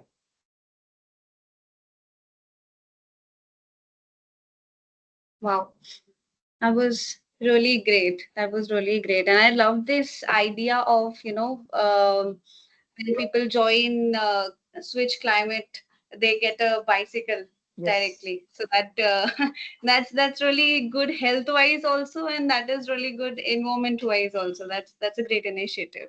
Right. Okay. Okay, so let us move on to Q&A session. And I can see there are several questions in the chat box itself. Okay. Maybe I can read it out for you, and then we will ask separately if they want to go ahead and ask any questions. I can go through that, Vanchika, right now. Yeah, sure, I please. think last question we had for Ruturaj, what trends we saw that, and we didn't take this question from Sania. Energy Conservation Amendments 2020. I think we did not take this question. Now, energy. So let's start with this part. Energy Conservation Act or Energy Act was constituted in 1961 for India. First of all, it has gone through multiple revisions for all these years. When you're talking about the Energy Conservation Amendment 2022, it first started talking about carbon credit as a legal entity that was approved by Government of India in the Parliament. It had still not become a law. It is an act. It's not a law. So carbon credits were first talked about in 2022 June when they were mentioned. Then there was a follow-up policy in 2023 called as GCP, Green Credit Program, which not only acknowledges carbon credit, but plastic credit and water credit. So if you want to study this Energy Conservation Act holistically, don't look at it from a carbon credit perspective. It's a green credit program which encourages citizens of India to look at all of the activities which reduces carbon dioxide emissions, plastic pollution, and water conservation. So these are the overall arcing principle. But my commentary, now that's the answer to your question. What does this energy conservation amendment means? Now my commentary is we cannot focus on all three. As a business, we need to decide on one area and make meaningful contribution in that area. That would actually help rather than focusing all 3 or 5 sectors. Focus on one, get it done, create your impact. Next, if you could personally achieve only one SDG goals in your lifetime, which one would you choose, Vinayak, and why? That's a tough question. Now, this goes back to before I started Switch, and that should give you the answer. As a middle class person from Maharashtrian family, I've been brought up to live a conservative life, not a sustainable life, conservative life. Meaning we don't travel unnecessarily. If possible, we travel through public transport, take a bus, take a train. Even if you're going by a car, we always did a carpool. So right from 2004 to 2013, I used to travel 42 kilometers a day, 21 kilometers one way.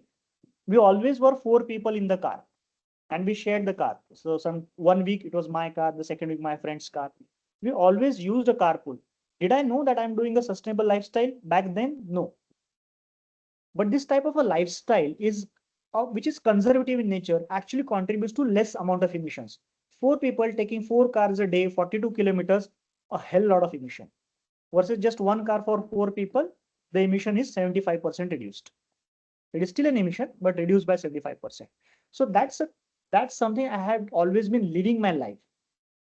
After my son was born, he's now 10 years old. This thought came to my mind as a father. What is the legacy that I'm going to leave behind? And that's when the sustainability actually hit me more seriously. And I started studying, took up courses at Stanford, Harvard, so that I can use my IT experience and contribute my IT experience in the field of sustainability so that I can make an impact. So what's the one goal? There's not one goal. One goal is not going to solve the problem. I would like to contribute to as many SDGs as possible. But if you force me to put one goal, right, that would be reduction of emission. That's the root cause of many problems out there. If we manage to reduce emissions in my personal life to achieve SDG number 13, climate action, I'll be the happiest person. I've been taking some conscious steps around it. I've done cycle rides. I used to go to LTI Mindtree on my bicycle, even before I heard about sustainability. So that's a kind of a person I be. Be it rain, summer, I used to take my bicycle only. And people used to question me why I can afford much bigger cars, but I choose not to do that. This constrained living is what can achieve our goals. And I'm not highlighting what Vinayak does, but I'm sharing is openly. You can also do that. There are certain policies of remote working. And I know Anshul, you also support remote working. That's actually good. If you don't have to travel to office, don't. That reduces your emission 100% for that day. It gets counted in your emission saving for your company, by the way. Switch from day one is completely remote. There are a couple of contractors in the team I have not met for last 3 years. In India, I have not met them. And I don't intend to meet them. Not that I'm a bad person, because it is unnecessary for them to travel just to meet us. We had to live that constrained life. That's how we can implement certain actions in our personal lives so that emissions are reduced. I did 3 rides from Pune to Pandharpur, 250 kilometers for 3 years in consecutive, 23, 24, and 25. Just to promote in my friends and share that message. If I can do this, you too can. Whoever is going to office, please consider bicycle. If you have to go to office at least once a day in a week, if not the whole week, once a week is good enough. That will reduce your emissions for 4 days in a month. I'll be very happy for that. And I will thank you for that. Next, diversity inclusion are becoming central to sustainable growth. How can organizations effectively promote gender equity, workforce diversity as a part of ESG commitments? This is Abhay. Very good question. When you look at your ESG reports, there's a dedicated section by the GRI standard, Global Reporting Initiative. It has a standard wherein you have to mention the proportion of your workforce, how many male, female, and other genders. What is a diversity? Which part of world do they come from? I've worked with Middle East companies.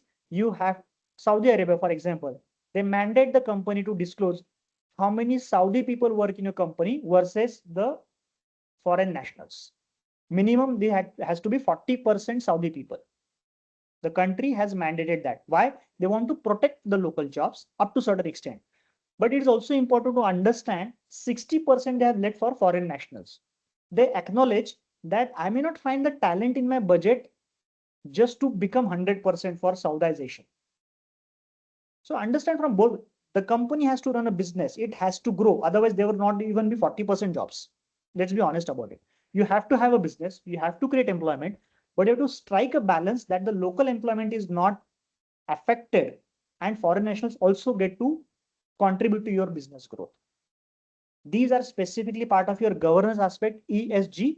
G is part of your governance, wherein board diversity, not just employment, board diversification is also disclosed and workforce diversity are maintained. That's how ESG commitments are honored and inspected year on year.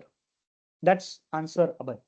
Next, Suryansh Yadav, what skills should you professionally focus? I think we took that question already.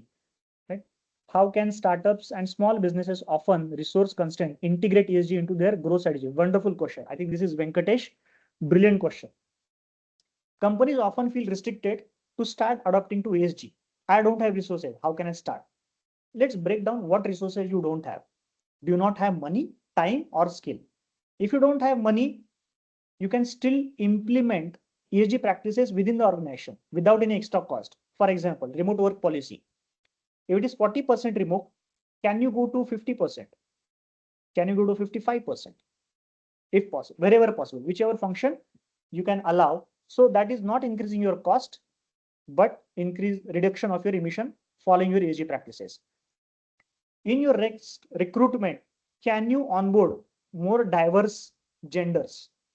Can you be conscious that these are only female only positions, male only positions, so that your proportion is honored, no extra cost. So even if you don't have extra money, you can still put extra thought into your actions and achieve your ESG goals. You can always talk to Switch to create ESG reports. For many startups, we have done consultation free of cost, NGOs free of cost to support their activities. We've also supported some startups to generate their first year ESG reports free of cost by giving our platform. We've trained some people free of cost because they did not have the money part of it. But that doesn't mean there are not resources. There are free resources on United Nations website also. You can learn. Who says that you have to arrange a paid course for your employees? You can always direct them to the United Nations or some other websites which give free courses. So it doesn't have to be always the money part. It is a time investment. You have to encourage people to get that done. So your ESG growth strategies can be achieved with less amount of money, but effort has to be put in. The most important part, Venkatesh, is leadership buy-in. Your topmost leader of the company must be aligned with their strategy. If they are not, nothing will happen. That's my observation. If the CXOs, C-suite is not aligned, this is not something that gets executed as a project. Your project managers, project leads are not going to get you sustainable. It has to be the leadership.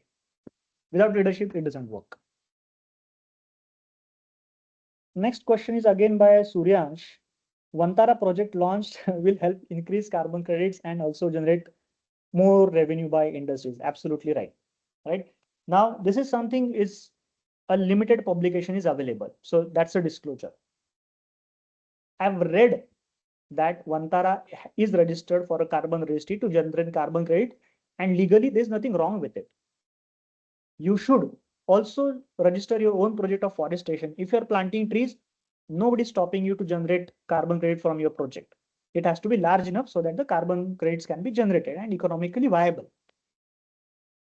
Where is the transparency? People question that since this is created by a particular family of businesses or an industry, there must be something fishy about it. That's a perception. Unless you are qualified to verify those documentation, I would rather advise on to look at the project details. If that project registered on a carbon registry, it is publicly available. It has to be publicly available so that you can independently verify those claims. And then your ESG expertise, you can start commenting on that part. What we do at Switch, when we advise the companies to buy carbon credit from a particular project, let's say tomorrow I have to advise my customer to start buying project from Vantara. The first thing that we will do is we will go to the carbon registry where that project is registered. We will verify those documents ourselves because we have the expertise about what to verify in those documentation. We will purchase those carbon credits from the particular registry, put them onto our blockchain, and then give it to our customer. So we stand behind the authenticity of that project by validating those because we have the skills to verify that. So that's an approach I would take. Before I question, I would do the study, research, and then comment on that particular type of a project. That's the best approach. It doesn't matter which company or which family is sponsoring it. What matters is the quality of the project. Is it able to reduce amount of emissions to a certain extent? That's what matters. All right. How is my daily lifestyle? Food, travel, shopping. Okay. My shopping, if it's a personal question, I have not purchased a t-shirt since last Diwali. That was the one last gift that my wife gifted me. Because I don't like to spend, honestly. I used to spend, but I have become more conscious. Wherever possible, I still travel through my bike. If there are 2 to 3 people that represent Switch and where to go, we always do a carpooling. Then food travel, home cooked food, we hardly go to hotels.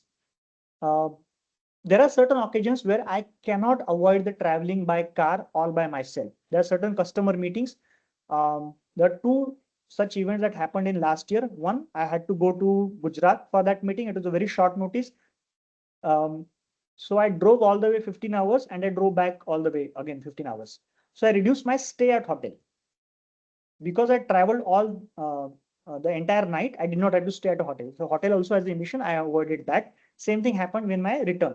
I could have gone by flight, but I chose not to because of higher level of emission. And second, I went to a customer in Karnataka. Again, I drove there, but on my way, I picked up somebody in Solapur actually, and then dropped him off at another location. So on that person's part, I could save those emissions. So this is what I try to follow. It is not always possible to avoid certain emissions for business context, but like I said, whatever emission happens for switch activity, we buy carbon credit and offset it. So at the end of March 2026, you will see that for this financial year, switch will be carbon neutral. That's a promise.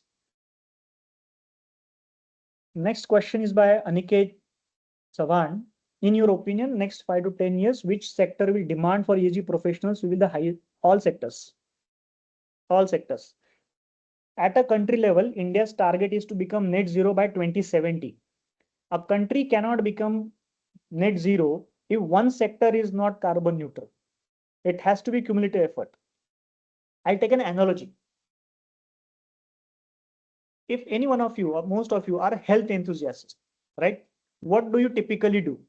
You join a gym, you contact a dietitian and you follow good food habit and you take a good sleep, right? Right. Now, Right. there are three pillars, right? And the fourth Right. one is the invisible stress management. Ahar, Right. Vihar, Nidra, and stress management. There are 4 pillars, but 3 are typically done, right? Visible. Now tell me one thing, if somebody just goes to the gym and still keeps eating samosa and junk food, is he going to be healthy? Goal is not going to be met. Very clear. We all know that. If you Right. do everything well on your diet and exercise, but don't take enough sleep, are you going to be healthy? No. No. For a country, if one sector performs, other sector doesn't, country cannot meet its goal. It cannot become sustainable. So which Exactly. sector? All sectors have to comply. I have worked with companies from face care, food, baby care, ceramic tiles, manufacturing, stationery products, IT services. Everybody needs sustainability. No sector can be left behind. Right. One more question by Sania. Since sustainability isn't about technology, but also about how people adopt it. That's right. What role can sales and marketing professionals like me play in convincing industries and customers to embrace sustainability with your mission of climate innovation? Very good question. That's another perspective, Sania. Sales and marketing is essential function to deliver value from your organization to your customer. You are the Right. communicator of value addition for your customers. What's the value? Sania, as an IT company, you are providing the best of IT services, be it in testing, automation, AI, ML, or other DevOps activities, right? These are your services. You're not communicating that I do this service. You're communicating my service adds this value to your business. Because of testing, your quality improves. That's what you're communicating. Similarly, for sustainability, my organization, Serverth, has adopted these types of certain initiatives so that our carbon footprint is less. You should consider taking services from Server because we are more responsible, we are environmentally conscious, and these are our evidences how we have manifested that. These are our emission records from 2024. This is 25. This is a reduction of 10-20%. We continue to reduce our emissions. Here is our policy. Here's how we do work from home. Here's how we have a quota of our workforce diversification. These are Right. our vendor onboarding policies. This is how we treat our employees. We do monthly events. We do annual events. We try to ensure employee well-being. We provide quality education. We arrange industry sessions like this one so that employees are aware of their overall well-being. This is also part of sales and marketing, how Server is doing great for its customers. So these are your actions of sustainability and other SDGs which are aligned with your principles and values need to be highlighted. And of course, you can do a lot more that taking emission assessment. You can do emission assessment. You can report your own ESG. You can create your own ESG and share it. You can get yourself with an ESG score. You can create your BRSR report. There are many ways to express your sustainability initiatives.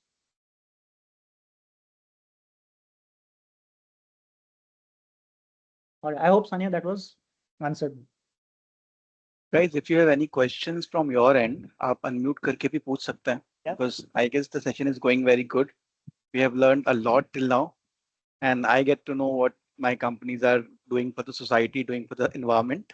You are. And actually, now I'm realizing कि what we are doing, हमने cities के stress को काफी कम कर दिया है. Very nice. Right. We are moving from tier 1 to tier 2, and even we are trying to move from tier 2 to tier 3. And we walk majorly, like we walk in the office. यहाँ पे cars और वैसा कोई system नहीं है, but we'll make sure you are coming from like a bit of distance, so they can come up with cycle. And we will definitely discuss with Vaibhav and Kapil that whosoever is entering to the company, first of all, along with the kid, they will get a cycle as well. That's what they're going to copy from you. And a water bottle also is a good idea. I didn't say that, but it's a small gesture. Having a Right. steel or a glass water bottle is better than a plastic bottle. We don't have any Yeah. plastic bottles in our office. And Great. Zerodha, it's not just Switch. Zerodha, if you look at the company in their Bangalore office, it's such a great company. They have zero plastic water bottles. Whoever is the guest, be it prime minister or president, they will not serve plastic bottles. That's a great initiative. Jao, glass में पानी लो और पियो. Just like what we do. Right. It's a simple things, but that matters. Plastic pollution is really hard to handle, but it's best. It's easier to not cause it. Right. And even in WPCO, Vinayak, we started some one thing that we are offering one plant to every student to put on their desk, and they have to take care of their plant from day one till the day they're going to leave the company. Very nice. This is what That's we are brilliant. initiating. Yeah. That's brilliant. So guys, we are left for more 10 minutes. Vanshika, I would like you to continue. Thank you. Right. So thank you so much, Vinayak. That was amazing. I mean, really adding on to Anshul's point that about Sarvarth, no. So not only a few things, but I could actually see a lot of things, point out a lot of things in that. I've also written it here like quality education, gender equality, decent work, and economic growth, and there are several things. Okay, so as we wrap up, let's just quickly reflect on the topic today.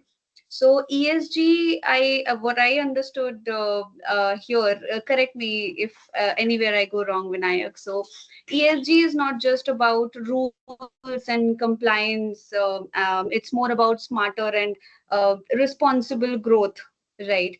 And sustainability is not only good for the planet, but also, as you also mentioned later with your slides, that it is, opening up new career opportunities for people around. So yeah, that is really nice, and we I have also got one lesson, I think.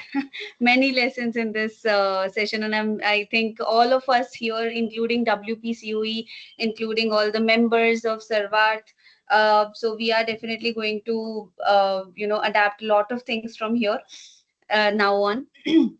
So, and a big thank you once again, Vinayak, for sharing your expertise with all of us here, and especially with the WPCOE students. And I'm sure it was really great for them as well. Very engaging session today. I mean, honestly, I haven't expected the session to be this interactive, but it went really well, really well.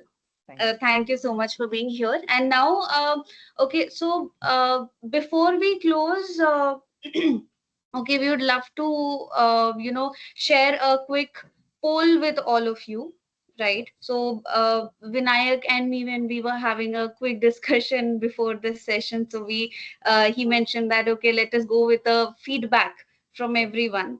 And now I understand post the session why it was why it is so important. So we will share the link with all of you, and it is going to be mandatory for all of you here. Okay, and yeah, would you like to have share a little feedback from your end, Vinayak? I really enjoyed speaking with all of you, and particularly because it was interactive. Many times these sessions, when I deliver in college or a company, it's a monologue that I'm standing on a dais and then delivering, and hardly anyone talks about it. And there are lots of claps at the end. I don't know whether it was for the session or the session ended. But this was a different engagement. I really loved the way um, you relayed all the questions, Vanshika, and also some of the questions that came through the chat. Very brilliant question, very valid question. I'm taking it as a indication that I was able to increase the curiosity quotient in some of you, which led you to think and ask that question. I think that's a great, brilliant start, because this type of seeds actually push you to the next step. One of you will do something about it, and I'll be the happiest person when that happens. Because that's my mission, to reduce the emissions in the world. If one of you reduces 1 kg just because of this session, I'll be the happiest person, trust me. So thank you for this type of attention and curious questions. I look forward to response to the feedback, so that I can also tailor this type of a communication for more effectiveness. I'll be speaking at the Cummins College next week, and I forgot to mention, we are invited at IIT Bombay in October to conduct a GHG workshop for 150 international scientists from chemical domain, American Chemical Association or Society, ACS. They invited us, and we are also participating with the DST, Department of Science and Technology, Niti Aayog, on 8th of October, again at IIT Bombay, to speak on how Switch and other platforms can help in the higher education sectors. But it is also need that the students or freshers know this before they join the job market. Right. And it is equally important for all of us. We are already working to know what ESG is, but it should also percolate from an earlier days.